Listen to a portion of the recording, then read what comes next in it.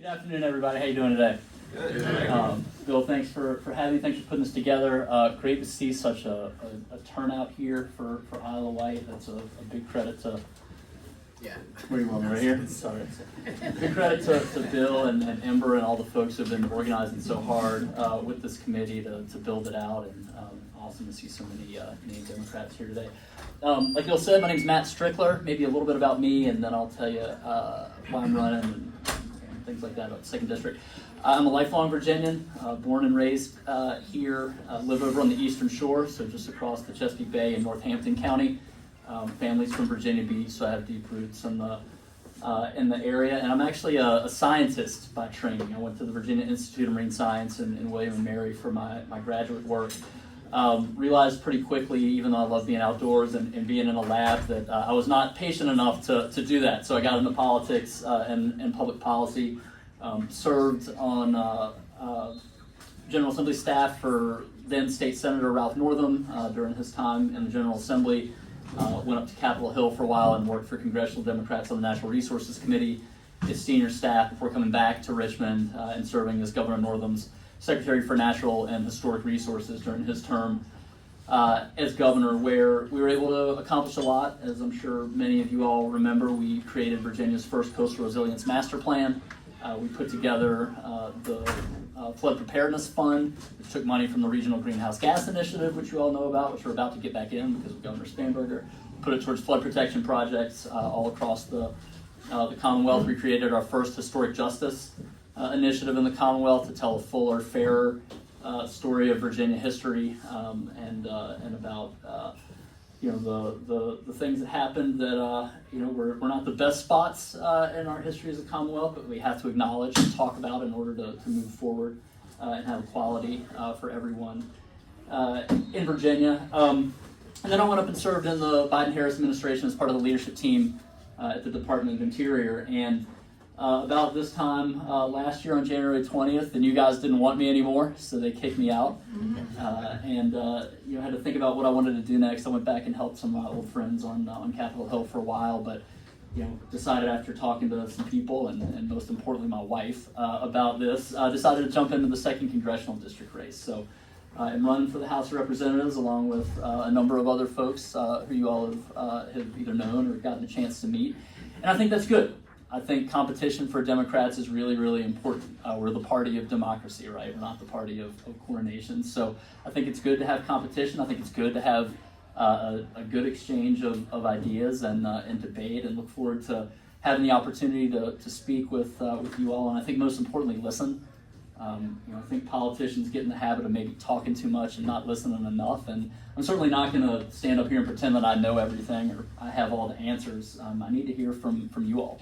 What's important to you, what's important to your communities, so that I can go and represent you in the House of Representatives, which is what our job is supposed to do, or to be. But, there are some big themes out there that, that Neil touched on that I know you all are feeling. One of them is, kind of pulling our country out of the ditch here and getting us back on track to begin with. American leadership is waning under Donald Trump. It's really sad to see the stuff that's happening in our country, both domestically, with targeting our own people, through ICE and other federal agencies, to what's happening abroad, where we are, losing our, moral leadership across the globe, kidnapping people, murdering people, turning away from the challenges that we face in Southeast Asia and East Asia with China, and Eurasia with Russia, and focusing on, I think, the wrong things, misusing our military, misusing our resources, and giving up our soft power around the globe by pulling out of countries where we had USAID missions.